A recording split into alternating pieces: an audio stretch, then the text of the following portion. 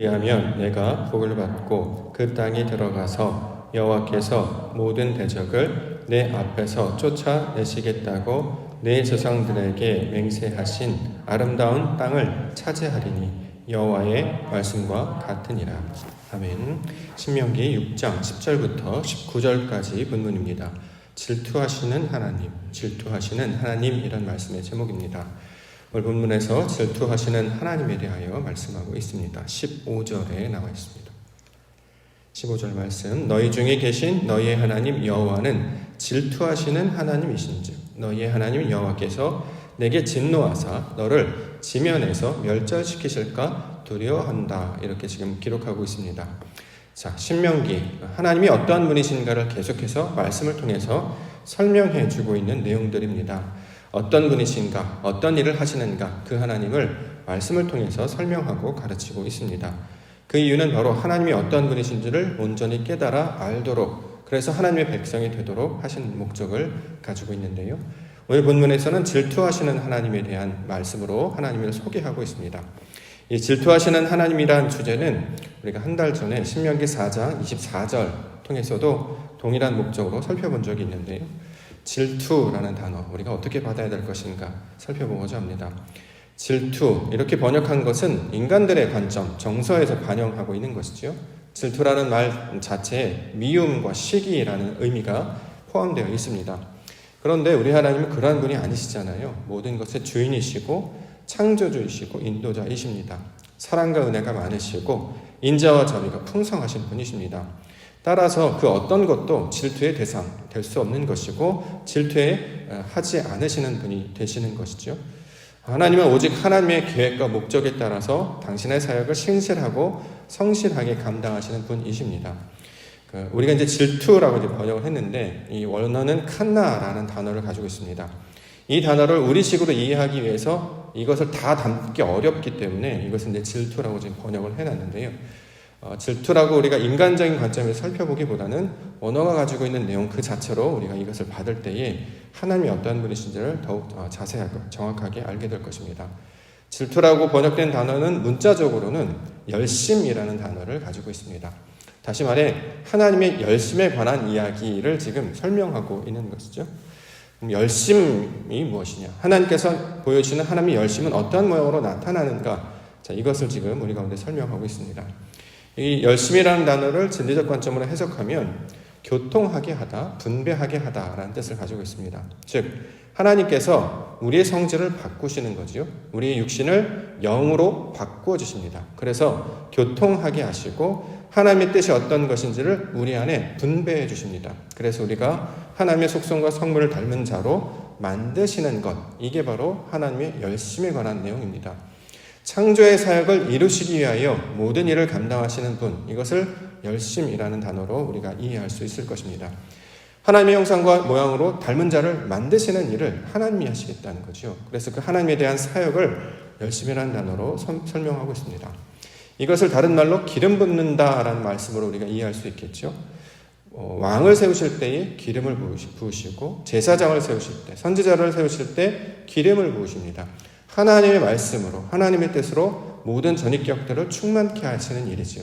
이렇게 왕을 만드시고 제사장을 세우시고 선지자를 세우시는 것처럼, 그렇게 하나님의 말씀과 진리로 충만한 자가 되게 하시는 것처럼 하나님의 백성들을 하나님의 사람들로 만드시는 일, 이 모든 과정을 열심이라는 단어로 설명하고 있습니다. 이것을 질투하시는 하나님, 이렇게 이제 번역하고 있는 것이죠.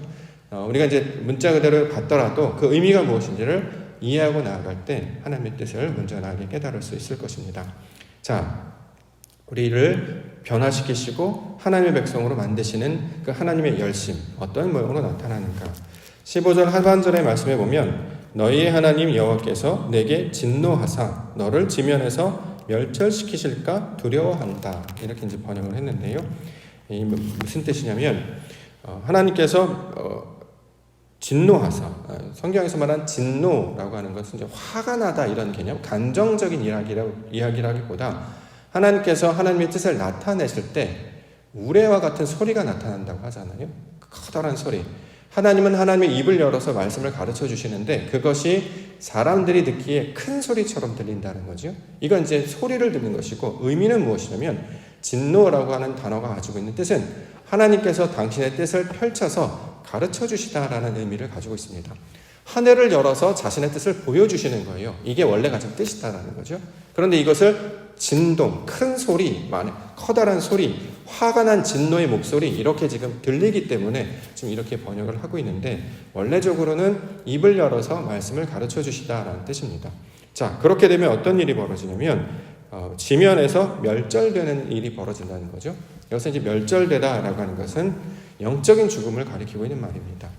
우리의 원래 가지고 있는 성품, 우리가 가지고 있는 원래 특징들, 이것들이 사라지게 되는 것입니다. 그래서 하나님의 말씀으로 변화된다. 이것을 멸절시키다라는 단어로 번역하고 있습니다.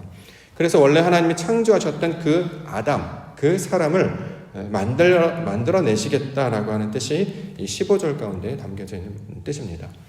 요약하면 하나님께서 열심으로 하나님의 백성들을 만들어 가시는데, 어떻게 만드시냐면 입을 열어서 말씀을 가르쳐 주시고, 그 말씀을 듣게 하셔서 우리 속사람의 모든 성분들을 하나님의 것으로 바꾸어 주심으로 그 아담, 그 사람을 만드시겠다라고 하는 약속의 말씀이 되고 있는 것이죠. 창세기 1장 1절 내용과 똑같죠. 성경의 모든 구절과 내용들은 바로 그 내용들을 반복해서 확장해서 설명하고 있습니다. 그러므로 이 말씀을 보게 하시고 듣게 하시는 것은 세상에서 나의 소망과 자신의 욕망으로 살던 자들에게 하나님의 말씀을 듣고 그 말씀을 소망하며 갈망하며 살도록 우리 가운데 들려주시고 있습니다. 하나님의 온전한 백성들이 이 말씀을 듣게 되면 나도 그러한 자가 되게 해주시옵소서, 하나님 그렇게 될 줄 믿습니다 라는 존재로 바꾸어 세워지게 된다는 거죠.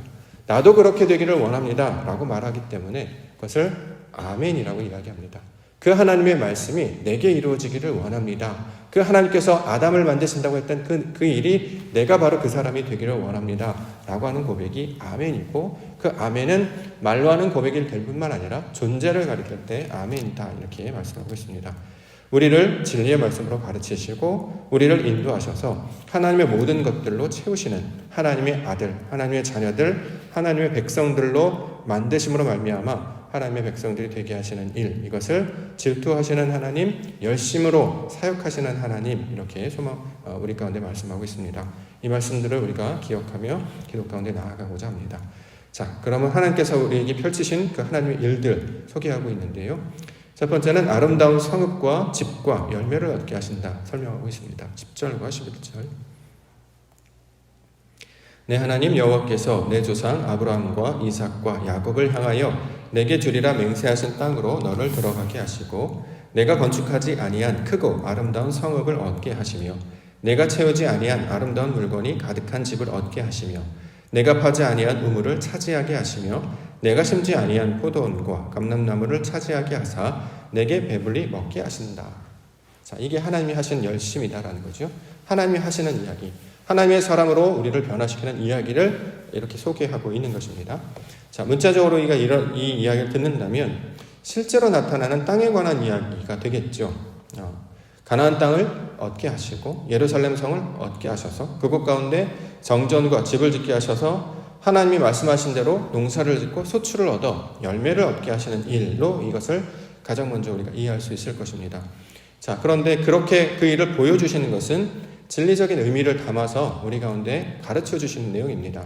자, 땅을 얻고 도시를 얻고 집을 얻고 농사를 지어서 열매를 얻게 하는 그 모양은 하나님의 것이 우리 안에 어떻게 채워지는가를 가르쳐주고 있는 상징의 내용으로도 우리 가운데 가르쳐주고 있는 것이죠. 자, 땅을 주신다라고 얘기했습니다. 그 땅, 가나안 땅 말하죠. 세워진 자라는 뜻을 가지고 있습니다.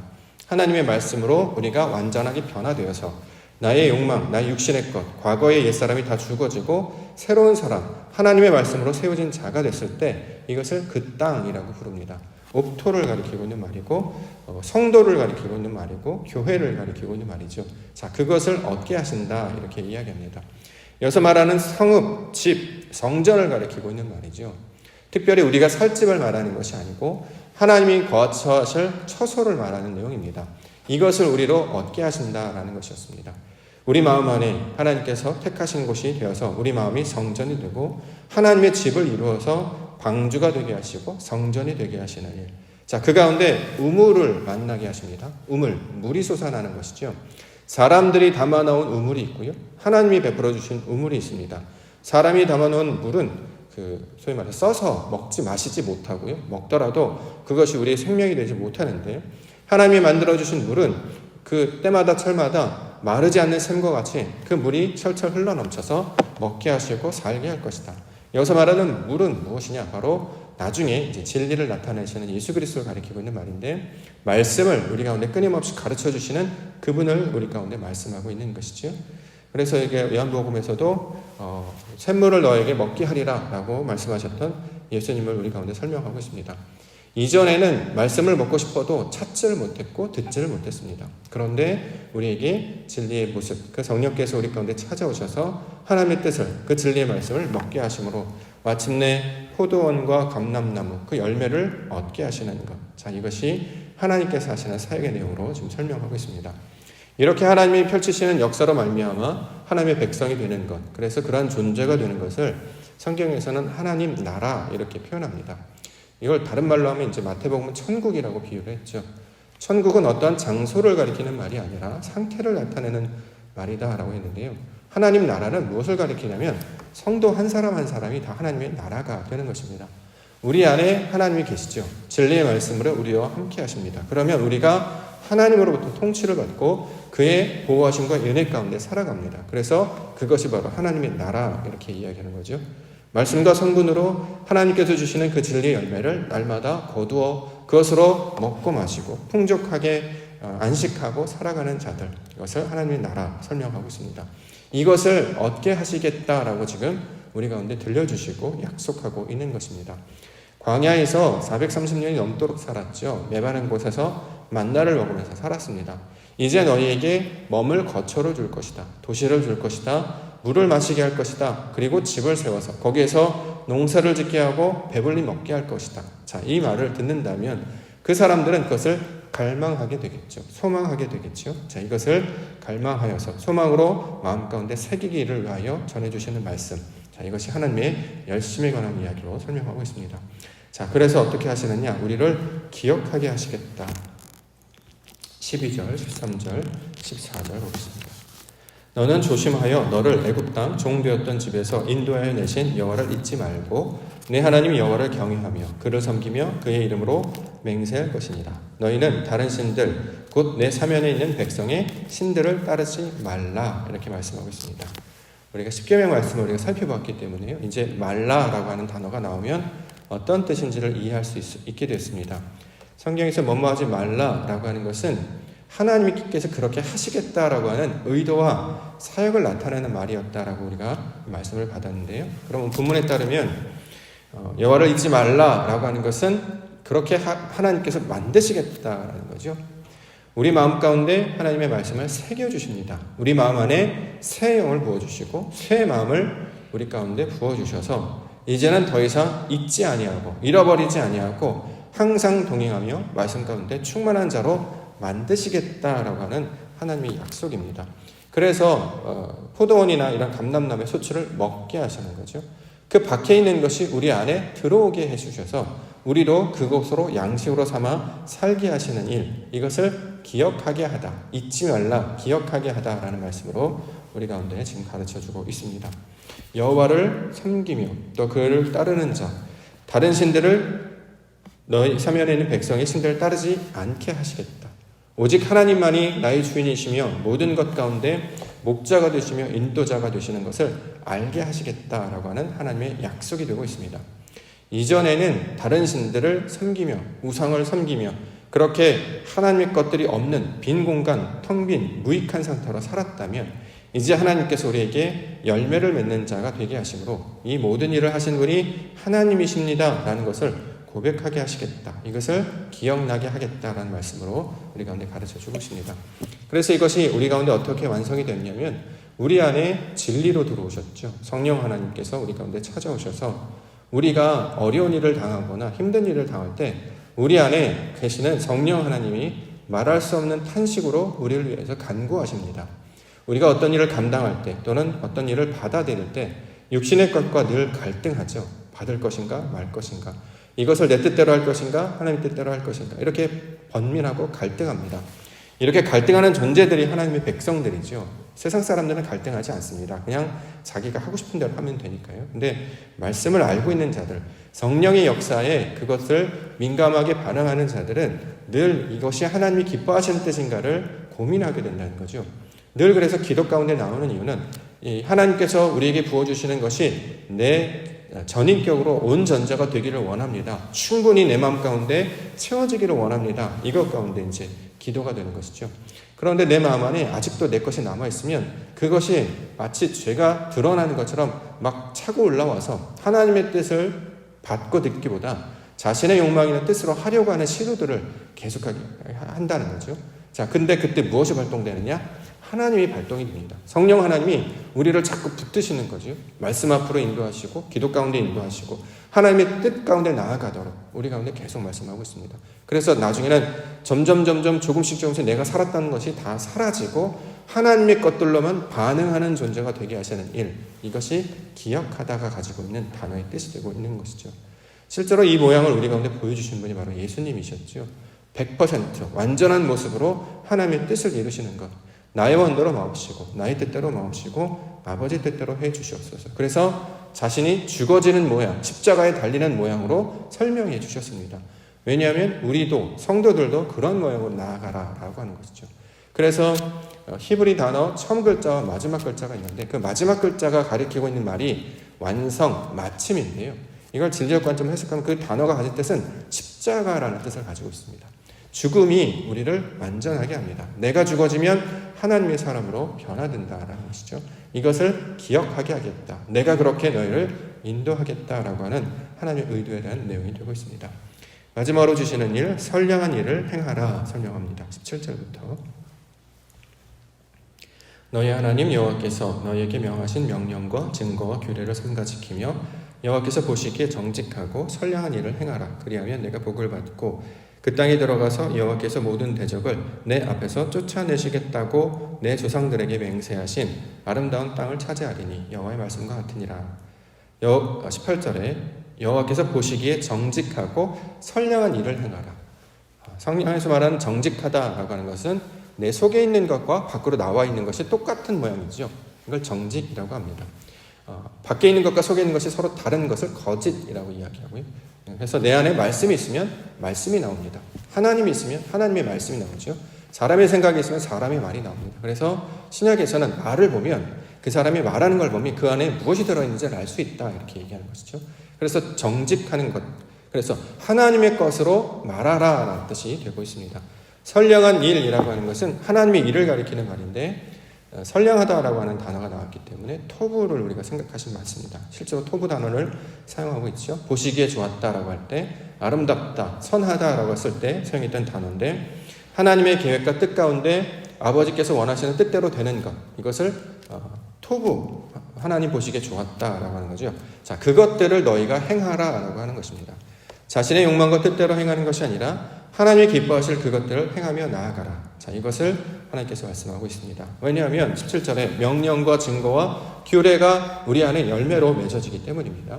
하나님의 말씀을 이렇게 우리에게 주셔서 열매 맺게 하셨으니 그 모양 그대로 너희가 살아가게 될 것이다. 그러면 19절에 복을 받게 되고 그 앞에서 아름다운 땅을 차지하게 될 것이다. 완성된 모습을 가리키고 있는 말이죠. 우리 마음 안에 하나님의 것으로 채워진 상태. 그래서 아버지의 모습과 아들의 모습이 똑같은 것처럼 하나님의 모습과 하나님의 백성들의 모습이 똑같은 모습으로 그렇게 완전하게 완성해 나아갈 것이다. 이렇게 우리 가운데 약속의 말씀으로 들려주고 있습니다. 이 말씀을 붙들고 하나님의 나라, 그것을 소망하며 나아가시는 우리 믿음의 성도님들 되시기를 원합니다.